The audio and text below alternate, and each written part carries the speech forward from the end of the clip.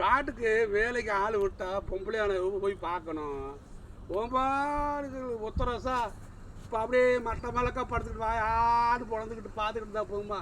காட்டில் எப்படி வேலை நடக்குது, என்ன செய்யுது, எதுவும் தெரியல. களவட்ட ஆள் போயிருக்கு, வாழைத்தோப்புக்கு தண்ணி கட்ட போயிருக்கு.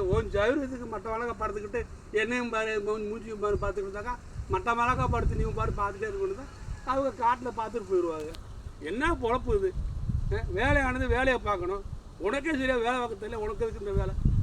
நீ வேலை பார்க்க மாட்டேது சரியா? இந்த கரெக்டாக ஆளை பிடிச்சி விட வேண்டியவனே மல்லாந்து படுத்துக்க. இது மட்டும் எனக்கு தெரியும்.